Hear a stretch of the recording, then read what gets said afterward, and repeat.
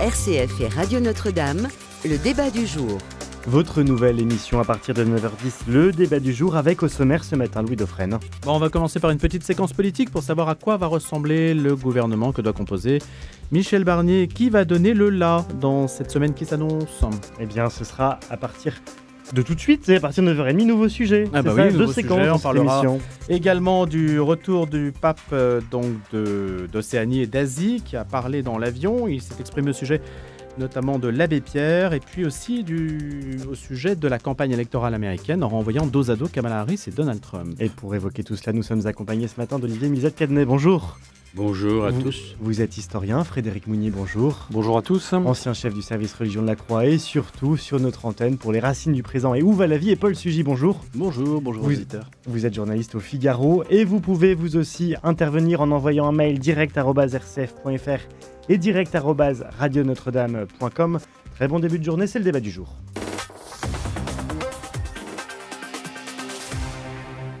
Et donc les LR, on le sait, ont 47 députés, mais peut-être que ce sont eux qui vont davantage peser dans les semaines ou les jours même qui viennent. On attend de savoir quel sera exactement le visage de ce gouvernement Barnier. Essayons de jouer un petit peu les Madame Irma et peut-être d'avoir des boules de cristal, pour essayer de comprendre ce qui va se passer et de voir vers quoi nous allons, tout simplement. Paul Sugy, Olivier Milzat-Cadenet, Frédéric Mounier. Allez, Olivier Milzat, ça fait longtemps que vous n'êtes pas venu sur notre antenne, justement. Certes, oui, tout à fait. Oui, précisément. Oui. Ce alors, gouvernement Barnier, qui va imposer sa politique ?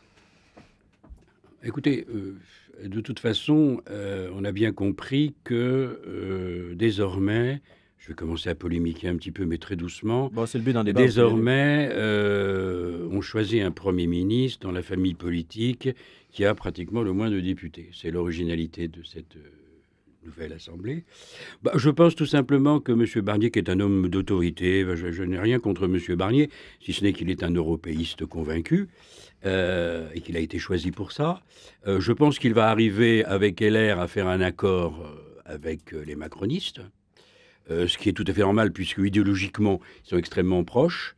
Alors, ils sont sous la surveillance du RN, mais on a déjà vu, je crois que c'est hier ou avant-hier, Mme Le Pen déclarer qu'elle jugerait au coup par coup et qu'elle calibrerait sa défiance ou sa confiance en fonction des dossiers. Donc, je pense que Michel Barnier peut, à partir de là, être protégé contre une motion de défiance du RN et que, du coup, faisant une majorité plus ou moins relative avec LR non ciotien, j'entends bien entendu, ils arriveront qu'à un cas. Personnellement, si la question c'est de savoir quel sera le scénario, ce sera celui-là. Les ministres, je ne sais pas plus que vous, et ce sera une politique classique, selon moi. Ça n'engage que moi. Donc une sorte de gouvernement LR. C'est ça ? Gouvernement sur cette ligne-là. LRO-macronien. C'est une crainte aussi de ceux qui ne sont pas LR. Comment ? C'est une crainte aussi exprimée notamment par Marc Fesneau du Modem qui dit justement on ne peut pas imposer une politique venant exclusivement de LR. Certes, mais je veux dire, à partir du moment où il y aura un accord avec les macronistes, ou les macroniens, appelons-le comme vous voulez, ils pourront développer sur certains sujets, sous la surveillance, effectivement, alors de la gauche, bien entendu, mais surtout du RN, une politique possible. Je pense qu'on va rentrer dans une période très 4e République, c'est-à-dire que, mais pas seulement au niveau des valses de... ça pas forcément, mais au niveau des dossiers, c'est-à-dire que on votera sur des dossiers, les dossiers sur l'insécurité, sur le pouvoir d'achat, sur l'immigration, et puis à chaque fois on verra si on peut avoir une majorité au moins relative pour au moins se protéger. Voilà, je pense que ce sera comme ça. Paul Sugy. Oui, vous faites bien de rappeler effectivement les mises en garde de Marc Fesneau, et il n'est pas le seul en fait au sein de ce qui était jadis la majorité présidentielle, en tout cas maintenant qui est devenu le camp d'Emmanuel Macron, à se dire que la légitimité des Républicains est très faible et qu'ils ne pourront pas faire les choses sans eux. Et c'est vrai chez le Modem, c'est ce qu'on entend même son de cloche aussi chez les députés Renaissance qui sont maintenant rangés comme un seul homme derrière Gabriel Attal, qui est en fait le véritable nouveau chef maintenant du camp d'Emmanuel Macron. Et donc, avant de parler des dossiers, je crois qu'il y a vraiment quelque chose, alors que peut-être de la petite politique, de la popole si vous voulez, mais qui est vraiment de la répartition des postes. Et je crois que Michel Barnier n'aura pas le choix s'il veut espérer pouvoir à l'avenir voter des textes avec le Modem, avec Renaissance, avec Horizon. Il va devoir leur donner des gages, et des gages ce sont des Marocains ministériels.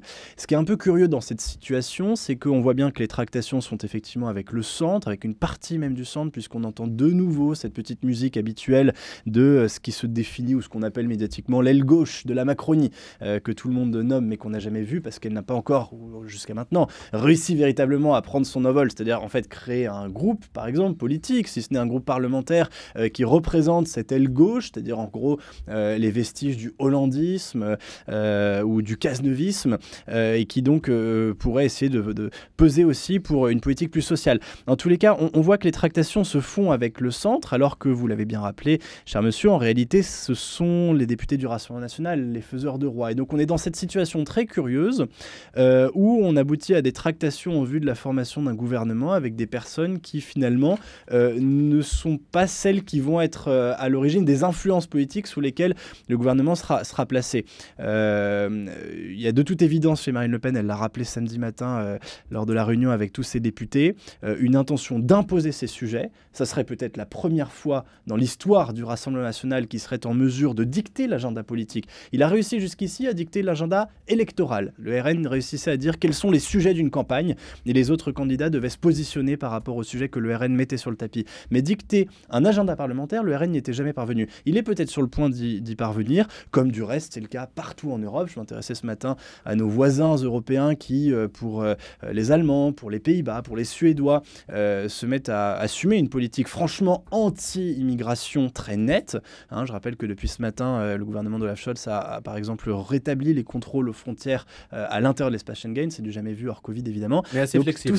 Assez flexible, mais n'empêche que c'est une inflexion qui est, à mon avis, la conséquence de deux choses. D'une part, évidemment, l'attentat de Solingen commis par un Syrien de 26 ans qui aurait dû être expulsé bien avant de commettre son crime. Et surtout, la percée historique de l'extrême droite, l'AfD, l'Alternative für Deutschland, qui remporte pour la première fois les élections régionales. Et ces pays, que ce soit l'Allemagne, les Pays-Bas, la Suède, etc., ont une politique qui est d'ores et déjà dictée par la poussée de l'extrême droite qui arrive à influencer le calendrier politique. En France, ça n'est pas encore le cas. Il est probable que dans les mois à venir, le RN y parvienne, alors même qu'il n'est pourtant pas consulté sur les négociations en cours pour former le gouvernement. Paul Sujet, qui verriez-vous dans ce gouvernement? Est-ce que vous avez des visages, des noms qui vous viennent à l'esprit?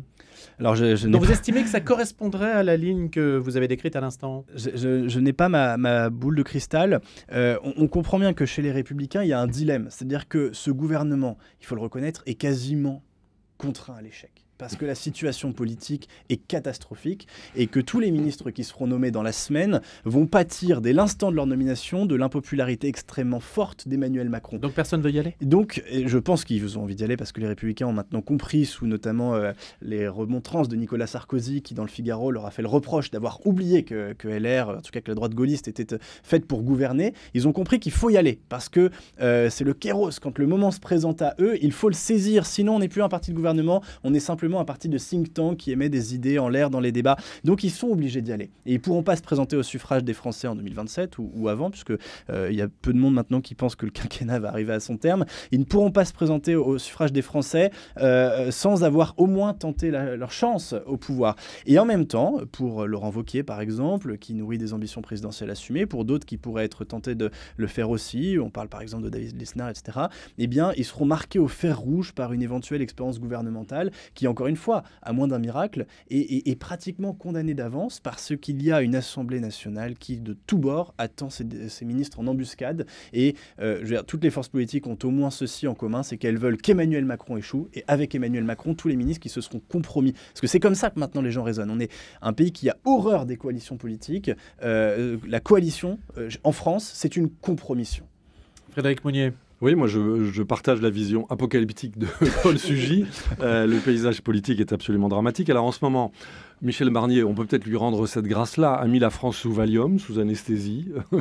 Tout va bien, il est gentil avec tout le monde parle avec tout le monde. Alors il y a quand même des postes qui sont mis aux enchères. Enfin, la popole est un peu triste vu l'importance des enjeux qui sont les nôtres, notamment en matière de finances publiques, en matière de déficit. Nous sommes au bord du gouffre et nous allons faire un grand pas en avant. Il y a comme une potion amère qui nous attend tous. Alors évidemment, le Valium de Michel Barnier s'étend à l'Union européenne, qui pour l'instant ne dit rien, et s'étend aussi aux marchés financiers, qui pour l'instant lui font confiance. Donc le spread bouge, mais pas trop. Mais il va y avoir un moment où les taux d'intérêt vont se rappeler à nous et le risque quand même de shutdown peut En français, exister. s'il vous plaît, Frédéric, sur cette antenne. Le risque de, la machine publique se bloque, on ne peut plus payer les retraites, on ne peut plus rembourser la sécurité sociale. Et là, qu'est-ce qu'on fait? Voilà, on ne peut plus payer les fonctionnaires et qu'est-ce qu'on fait? Alors, il y a des expédients réglementaires, etc. On va y arriver, mais... On saisit votre compte bancaire. Voilà, par C'est ça, exemple. Frédéric. Mais moi, je pense que les Français n'ont pas conscience de ce qu'ils vont devoir payer. Chacun à leur façon, alors soit par une hausse des impôts, soit par d'autres systèmes, mais le coût de la transition écologique est toujours là, le déficit budgétaire est là, la santé, l'éducation, la sécurité, l'immigration, tout ça est là. Oui, mais il va bien falloir justement Voilà. ordonner les priorités, comme Voilà. le disait Paul Sugy. Qui Exactement. va définir de ces priorités? Alors, moi je fais confiance à Michel Barnier face à la rue. Voilà, je pense que l'alternative, c'est ça. C'est que si Barnier ne réussit pas quelque chose sur l'un de ces dossiers, dans les semaines ou dans les mois à venir, à ce moment-là, les braises vont se réchauffer, que ce soit du côté de l'agriculture, du côté des anciens gilets jaunes, du côté de tous ceux qui ont des raisons de s'énerver. Alors, on va toucher aux niches, aux fameuses niches fiscales. Comme chacun sait, au fond de chaque niche, il y a un chien qui est prêt à se défendre. Y compris les journalistes, alors. Naturellement. Et les corporatismes vont se réveiller. Et moi, je vois venir des périodes de grande tension sociale. Donc, c'est la raison pour laquelle je souhaite à Michel Barnier un certain succès, au moins sur certains dossiers. Donc, bien, effectivement, pardon. Votre avis rejoint celui de nos auditeurs qui nous écrivent, Louis, direct@rcf.fr et direct@radionotre-dame.com. Jean-Louis se dit de gauche, mais néanmoins, il veut laisser travailler Michel Barnier, juger à ses résultats. Nous avons besoin, dit-il, de nous rassembler, vu la situation de la France et du monde. Et Nadia, elle, qui nous dit qu'elle souhaite aussi que M. Barnier reste, afin de rétablir la stabilité, Louis. C'est la rue ou le RN qui va dicter le calendrier? Paul Sugy disait que... Ou les deux ensemble. Ou les deux ensemble, mais le RN descend assez peu dans la rue. Hein. Oui, c'est c'est plutôt le camp adverse. Hein. Ce que je Olivier voudrais- Milzat-Cadonnet. Oui, ce que je voudrais proposer, je suis tout à fait d'accord avec mes deux partenaires, la comparaison avec la 4e République, en fait, n'est pas très bonne, au sens que, sous la 4e République, vous aviez un président du Conseil, vous avez de multiples partis. En 1952, il y a eu la loi des apparentements. Les partis étaient habitués, dans une constitution qui était parlementaire, étaient habitués à s'allier, etc. Ils ont été confrontés à des dossiers énormes, comme la guerre d'Algérie, etc. Bon, très bien. Mais là, c'est pas possible. Moi, je pense pas... je ne souhaite pas, d'ailleurs. Mais pourquoi ne s'entendraient-ils pas? Pourquoi ce n'est pas Parce possible? que c'est des blocs, Louis. Ce sont des blocs irréconciliables. Et ce sont des blocs qui, de toute façon... Alors, ce que Michel Barnier va tenter de faire, et notre auditeur en est un peu, si vous voulez, la preuve, c'est qu'il va aussi, père, gardez-vous à droite, père, gardez-vous à gauche, qui est la méthode habituelle. Il va donner quelques gages à la gauche, c'est-à-dire qu'il va ouvrir un ministère de l'immigration qui sera une usine à gaz qui, tant qu'on n'aura pas, à un moment donné, fait une vraie politique de l'immigration, ne fonctionnera pas. Mais ça, c'est entendu Paul Sugy, Paul. Là, je disais, ça fait hurler. L'idée d'un ministère de l'immigration avec les relents de sarkozysme qui réveillent, Voilà. ça fait hurler la gauche pour le moment. Je suis pas sûr que ça soit un gage oui, que- mais qu'on leur donne. il n'est pas fou, Barnier. Il sait très bien qu'en disant ça, malgré tout, peut-être qu'il veut montrer qu'il va ouvrir le dossier. Moi, je n'y crois pas du tout. De toute façon, mon problème... Bon, donc, pour finir... Alors que là, on est sous la 5e République. Il a bien dit, Barnier, il a eu raison de le rappeler dans un interview tout de suite après sa nomination. Le président préside, le chef du gouvernement gouverne, certes, mais sous une autorité avec une vision générale, avec une conception générale programmatique, avec une vision de la France. Là, vous avez des blocs. Et vous avez un président qui va évidemment se mettre sur le côté et laisser à son Premier ministre le soin de trouver des majorités. À partir de dossiers, vous le rappeliez fort bien, qui sont énormes. Le dossier de l'immigration, c'est aussi le dossier de l'identité. Le dossier de l'économie, c'est de savoir si on va être solvable, etc., etc. Et là-dessus, il y a croyez-moi, l'extrême gauche, qui n'a pas supporté de ne pas avoir de Premier ministre, va taper très, très, très fort. Donc il va falloir que Barnier, M. Barnier, le Premier ministre, arrive sur des dossiers extrêmement clivants à trouver des majorités. Alors effectivement, sous la surveillance du RN. Mais le RN semble relativement modéré dans la mesure où, comme vous l'aviez dit, il sait très bien que c'est lui, finalement, qui dicte le calendrier. C'est-à-dire que, imaginez que demain, M. Barnier prenne des mesures très faibles sur l'immigration. Parce que jusqu'à maintenant, qu'est-ce qu'on sait de M. Barnier?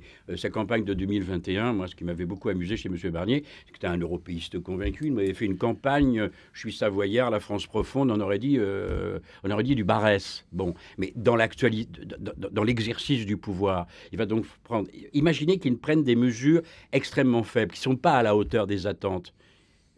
Le RN le censurera. Et s'il prend Donc des c'est mesures... soit LFI dans la rue, soit une censure du RN. Ah ben de toute façon, ça va être ça. Vous parliez de la rue tout à l'heure, je ne sais pas si c'était dans ce sens que vous en parliez, mais ce sera ça. C'est-à-dire laisser à la rue, c'est-à-dire à la gauche, pour ne parler que de ces trucs-là... Une partie de la gauche. Une partie de la...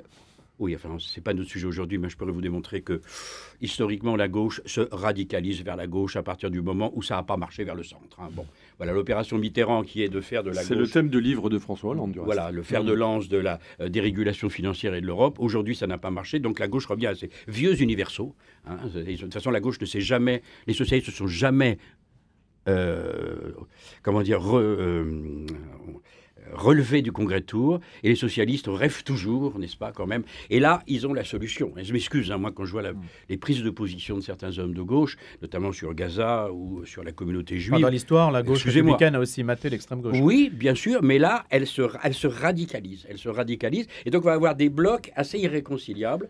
Donc souhaitons, moi je suis un peu comme vous, je souhaite pas le chaos, souhaitons que M. Barnier arrive, mais j'y crois pas du tout. Je n'y crois pas du tout. Pas le sujet. Louis, vous avez dit tout à l'heure que j'étais apocalyptique. Je crois ne pas l'avoir encore été. J'étais seulement pessimiste, mais là, je vais le devenir. Véritablement apocalyptique. Pour verser un peu dans votre sens, cher monsieur, et effectivement, je crois essayer de décrire la situation de chaos politique que vous nommez. C'est-à-dire que des partis qui s'opposent et qui ne sont d'accord sur presque rien, c'est la nature et la constitution même de la politique. En revanche, je crois que la difficulté du moment, c'est pas seulement que les partis ou les blocs qui s'affrontent dans l'arène politique ne sont pas d'accord sur les solutions à apporter à un certain nombre de crises, mais qui ne sont pas d'accord sur l'existence même des crises. Si on les prend une à une, vous avez une partie non négligeable de l'opinion qui refuse d'admettre, ou en tout cas d'être préoccupée de manière particulièrement vive par la crise climatique, et qui considère que c'est un sujet mineur, alors que pourtant on sait bien que c'est, à mon avis, le principal carburant de la poussée de la gauche ces dernières années. Je crois vraiment que le succès, notamment de la NUPES il y a 2 ans, peut-être un petit peu moins du nouveau Front Populaire qui a surtout carburé à l'antimacronisme, mais il y a 2 ans, la percée de la NUPES, je crois, était alimentée par ça, c'est-à-dire l'inquiétude climatique chez les électeurs de gauche. Vous avez une partie non négligeable, en revanche, de cette gauche qui refuse d'admettre qu'il existe un problème d'insécurité galopante en France. On a vu encore François Ruffin qui essaye d'aborder courageusement cette question, se faire copieusement huer lors de la fête de l'UMA où il était invité. Donc on voit bien qu'il y a un refus et des œillères complets sur les questions de l'insécurité et de l'immigration. Et vous avez chez cette même gauche aussi un refus d'admettre l'existence d'une crise des finances publiques que mon confrère a très bien décrite à l'instant. Et finalement, tous ces refus, tous ces dénis cumulés font que les partis politiques ne savent déjà pas s'accorder au moins sur la définition des problèmes auxquels la politique doit ensuite apporter une solution. Ils ne voient pas la même réalité. Exactement. Si je peux me permettre, c'est plus que ça. Je suis entièrement d'accord. C'est déjà beaucoup, parce que si vous ne vous entendez pas sur les faits... Ils ont des visions idéologiques, d'idéologie politique, foncièrement différentes. Sous la 4e, on pouvait aller voir des petits partis s'allier entre eux sur un certain nombre de choses. Mais là, vous avez un clivage énorme sur j'irais même sur ce que les Allemands appellent Weltanschauung, la vision du monde, complètement clivée. On ne peut aboutir, à mon avis, qu'à une crise de régime, à mon avis. Mais un mot, Frédéric Mounier. Oui, moi je me pose une question historique. Notre pays est-il historiquement allergique à l'esprit de compromis ?